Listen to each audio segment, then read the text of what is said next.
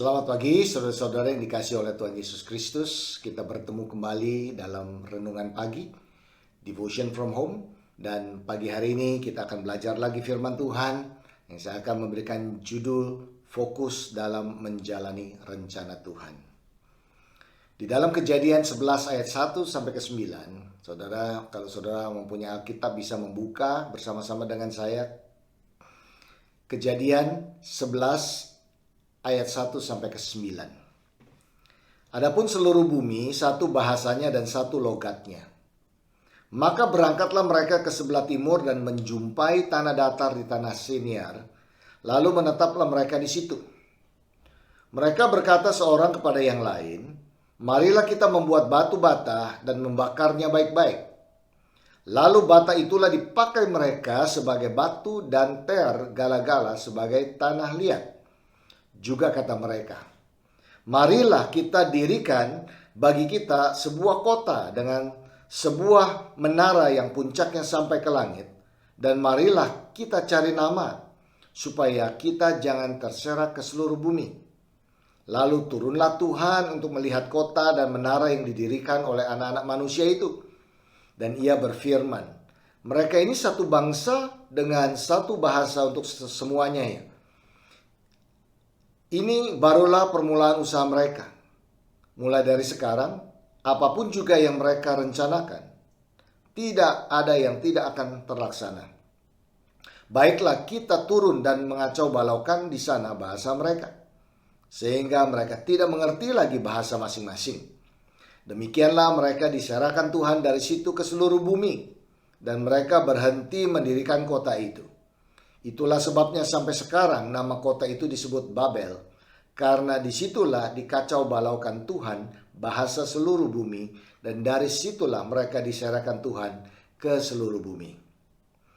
Dari ayat-ayat ini kita bisa belajar bahwa manusia itu bisa melakukan apa saja asalkan dia mau melakukannya, asalkan dia fokus. Nah, rata-rata orang yang berhasil adalah mereka yang hidupnya mempunyai tujuan dan dia fokus melakukannya. Kita bisa melihat orang-orang yang berhasil dalam sebagai olahragawan, mungkin sebagai akademis, sebagai profesi apa saja. Sewaktu mereka fokus, mereka itu bisa berhasil. Nah, setiap manusia ciptaan Tuhan punya potensi untuk hidup berhasil. Nah, sayangnya tidak semua bisa sepenuhnya atau mau sepenuhnya mengakui kedaulatan Tuhan dan supremasi Tuhan, dan ingin menjadikan dirinya itu Tuhan-Tuhan kecil. Nah, cerita Menara Babel tadi mengingatkan kepada kita akan hal itu. Dan akibatnya juga kita sudah baca tadi. Mereka bersatu untuk fokus membangun menara itu sampai ke langit. Tujuannya satu, untuk menyamai Tuhan. Tanpa sadar, mereka digunakan, dimanfaatkan oleh iblis untuk mencapai ambisi awalnya untuk menyaingi atau menyamai Tuhan. Kita belajar dari firman Tuhan yang mengatakan bahwa iblis datang untuk mencuri, membunuh, dan membinasakan. Dan itu terjadi kepada setiap manusia yang mengandalkan dirinya dan tidak berjalan sesuai dengan firman Tuhan. Saudara, kehidupan yang terbaik adalah hidup dalam rencana Tuhan. Nah, kalau saudara sudah tahu bahwa saudara hidup dalam rencana Tuhan, maka berfokuslah pada arahan Tuhan. Jangan menengok ke kiri atau ke kanan. Di dalam Perjanjian Lama, ada seorang hamba Tuhan yang bernama Abraham. Dikatakan bahwa Abraham disebut sebagai Bapak Iman. Bapak iman orang percaya. Ia mengalami hidup yang penuh, is a fulfilled life. Sampai hari ini dampaknya masih terasa dan namanya masih terus disebut-sebut. Apa yang Abraham lakukan? Kalau kita lihat latar belakang keluarganya, keluarga Abraham bukanlah orang percaya. Mereka penyembah-penyembah berhala. Dia menuruti perintah Tuhan ketika ia disuruh keluar. Dan dia belum tahu harus pergi kemana. Dia hanya menuruti firman Tuhan. Nah, apa yang membuat Abraham berhasil menjalani rencana Tuhan? Kita lihat di Ibrani 11 ayat 8. Karena iman Abraham taat ketika ia dipanggil untuk berangkat ke negeri yang akan diterimanya menjadi milik pusakanya. Lalu ia berangkat dengan tidak mengetahui tempat yang ditujui. Ini luar biasa sekali, saudara, bahwa kalau kita diminta untuk pergi, pasti kita bertanya, kemana? Tetapi Abraham, dia percaya kepada Tuhan.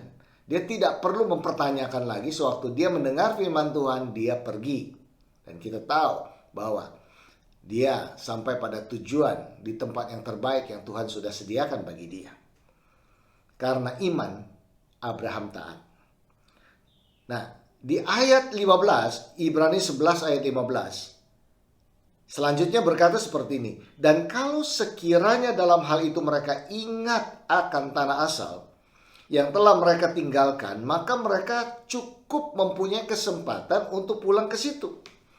Jadi, di dalam perjalanannya Abraham mempunyai kesempatan untuk balik ke tempat asalnya. Nah, saudara, sewaktu dia pergi dari Ur-Kasdim sampai ke Haran dan terus melanjutkan sampai ke tanah Kanaan. Di dalam perjalanan ini bukan sesuatu hal yang nothing to lose untuk dia bisa meninggalkan dan lalu berlanjut. Dan menurut saya there's everything to lose bagi Abraham untuk mendengar firman Tuhan dan mentaatinya. Secara financial, Abraham itu cukup kaya. Dikatakan firman Tuhan bahwa ayahnya berhasil di tanah di Haran, dan Abraham mempunyai keluarga, dia menikmati hidup, segala sesuatunya sudah miliki ya. Tetapi sewaktu dia mendengar firman Tuhan, dia menerimanya dan dia dengan iman melangkah, dan akhirnya dia mendapatkan yang terbaik. It's a fulfilled life. Dan karena dia melangkah dengan iman, walaupun belum mengerti, walaupun belum tahu kemana Tuhan akan menuntun dia, dia percaya dengan begitu rencana Tuhan terjadi melalui hidupnya. Ada seorang hamba Tuhan lagi yang namanya Paulus. Nah, nama lamanya sebelum bertobat adalah Saulus. Sudah bisa baca di dalam perjanjian baru, Kisah Rasul-Rasul. Dia sedang melakukan yang salah, yaitu menganiaya orang Kristen. Nah, dalam perjalanan ke kota Damaskus dengan satu tujuan, untuk menganiaya orang Kristen. Tetapi di tengah jalan Tuhan bertemu dengan dia pun bertobat. Mungkin lebih dari setengah hidupnya dia melakukan apa yang salah. Tapi setelah dia bertemu dengan Yesus, hidupnya diubahkan, dan ini yang dia katakan. Filipi 3 ayat 13-14. Saudara-saudara, aku sendiri tidak menganggap bahwa aku telah menangkapnya.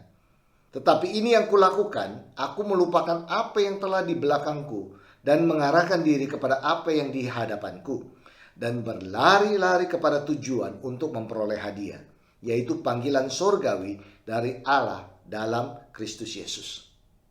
Waktu Tuhan panggil, Paulus mengerti dan mengambil keputusan untuk fokus melakukan apa yang disuruh oleh Tuhannya. Tidak lagi menoleh ke belakang, dan dia tidak jalan tetapi lari. Kenapa lari? Karena dia tahu tujuannya, supaya cepat sampai pada destinasinya. Dan pada akhir hidupnya, dia mengatakan ini kepada muridnya Timotius. 2 Timotius 4 ayat 7. Aku telah mengakhiri pertandingan yang baik, yaitu pertandingan iman yang baik. Aku telah mencapai garis akhir, dan aku telah memelihara iman. Inilah salah satu contoh. Kita lihat bagaimana orang-orang yang berhasil sewaktu mereka fokus menjalankan atau menjalani rencana Tuhan dalam hidup mereka. Tapi ada juga contoh orang yang tidak berhasil. Salah satunya adalah Lot atau istri Lot. Tuhan menginginkan yang terbaik, tetapi kota Sodom dan Gomora sudah begitu jahat, sudah keterlaluan, dan Tuhan ingin memusnahkan kota itu. Nah, terjadilah tawar-menawar antara Abraham dengan Tuhan. Kita tahu ceritanya ya, tidak perlu saya membahas dengan secara detail, saudara bisa baca itu sendiri. Abraham tawar-menawar, kalau ada 50 orang benar, bagaimana Tuhan? Tuhan tidak akan memunaskan. Kalau 40 bagaimana? Kalau 30 bagaimana? Kalau 10 bagaimana? Sebenarnya Tuhan tahu apa yang Abraham negosiasi dengan dia. Karena Abraham mempunyai keponakan yang bernama Lot dan keluarganya tinggal di Sodom dan Gomora. Abraham tidak mau Lot dimusnahkan bersama dengan kota itu. Dan Tuhan mengabulkan permintaan Abraham. Dia mengirimkan 2 malaikat untuk membawa Lot keluar dari kota tersebut untuk menyelamatkan mereka sebelum kota tersebut dimusnahkan. Perintahnya adalah untuk cepat lari keluar karena kota ini mau dimusnahkan, dan jangan menengok ke belakang. Nah, saudara, kalau kita teliti, kita pelajari, Lot dan keluarganya tidak cepat-cepat keluar lari. Mereka berlambat-lambat, saudara. Mereka tidak tertarik dengan rencana Tuhan. Mereka banyak sekali kesibukan-kesibukan. Dan sewaktu mereka keluar pun, akhirnya istri Lot di tengah jalan berbalik menengok ke belakang. Karena apa? Karena hartanya banyak. Banyak yang dia masih sayangi. Dia lebih mementingkan itu. Dia lebih fokus pada itu daripada rencana Tuhan. Dan kita tahu akibatnya.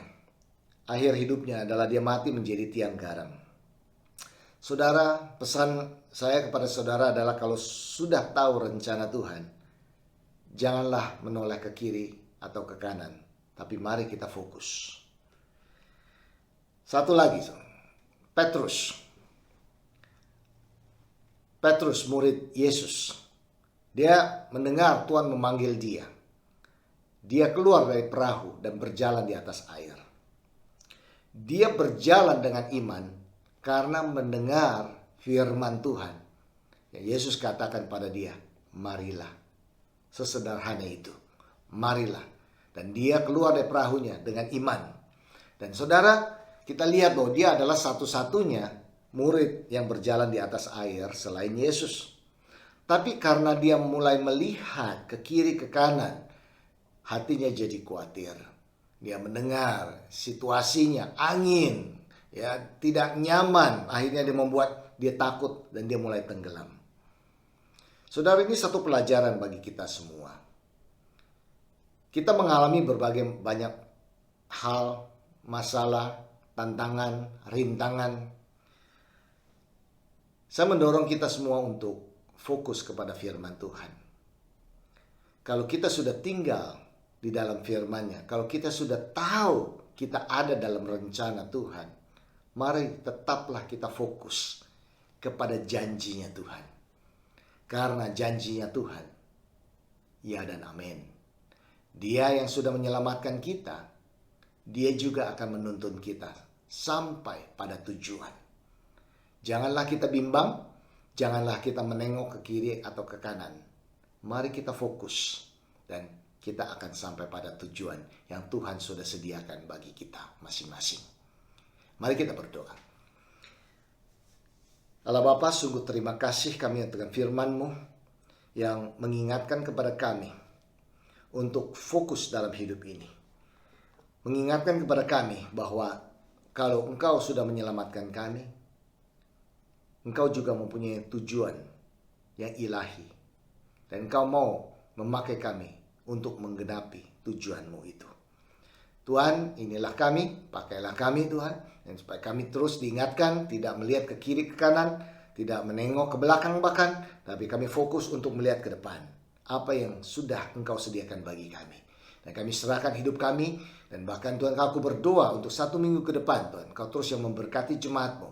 Sehingga apapun yang mereka lakukan, mempermuliakan nama Tuhan. Dan mereka juga mendapatkan sukacita yang penuh. Karena mereka tinggal di dalam rencana Tuhan. Mereka fokus menjalankan rencana-Mu. Terpujilah namamu Tuhan. Di dalam nama Yesus Kristus kami berdoa. Amin dan amin. Tuhan memberkati.